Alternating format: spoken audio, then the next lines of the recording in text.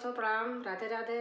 आप लोग कैसे होंगे? आशा करते हैं दोस्तों अच्छे ही होंगे। एक विवाह गीत है दोस्तों, अच्छी लगेगी तो लाइक करना, शेयर करना, सब्सक्राइब करना दोस्तों, कमेंट में लिख के ज़रूर बताना और मेरी वीडियो दोस्तों शेयर ज़रूर करना। धन्यवाद। चिट्ठिया पे चिट्ठिया लिखाई राजा दशरथ धरई जनकाजी के हाथ हो। चिट्ठिया पे चिट्ठिया लिखाई राजा दशरथ धरई जनकाजी के हाथ हो। पनवाना माड़ा उछावाया मोरे समाधि जहाँ उतरई बेटा हमारा हो। पनवाना माड़ा उछावाया मोरे समाधि जहाँ उतरई बेटा हमारा हो। एतनी बचन जब सुनई सीता रानी धाई मैया के लागे जाई जी। एतनी बचन जब सुनई सीता रानी धाई मैया के लागे जाई जी। एतनी संपत्ति मैया जिनके ना होई हाई उनकर बेटी राई है कुआर रे। एतनी संपत्ति मैया जिनके ना होई हाई उनकर बेटी राई है कुआर हो। काहे का मोरी बेटी तू हाई झांकियू काहे का करियू सोचा हो।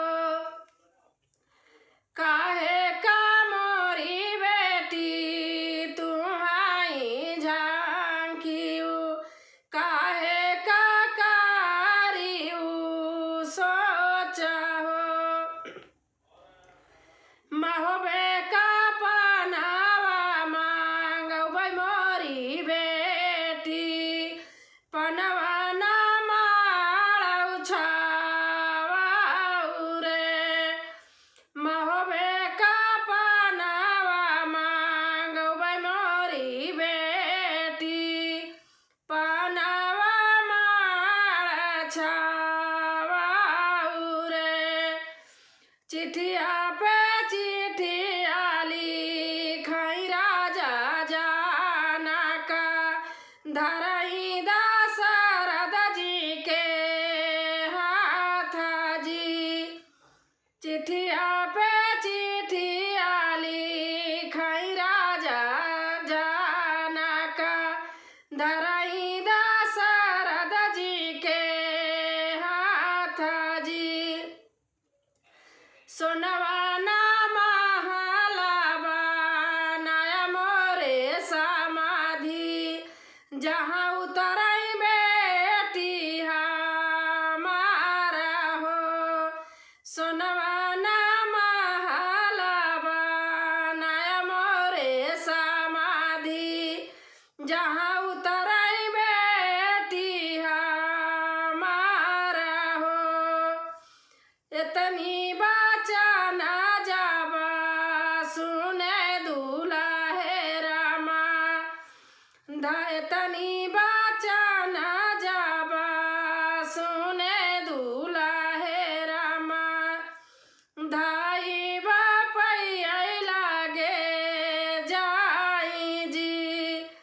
एतनी बचन जब सुने दुल्हे रामा धाई बापैया लागे जाई जी।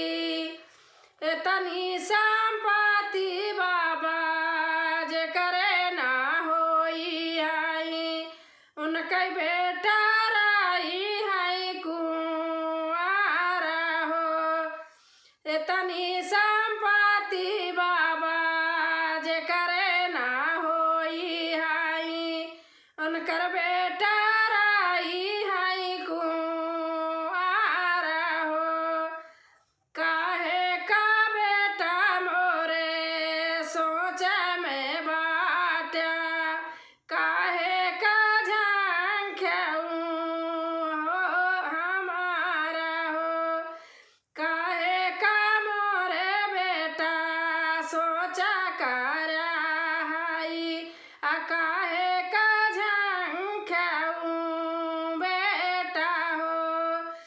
सोनवा का महला बनौबै मोरे बेटा, लैऔबै सीता बियाही हो।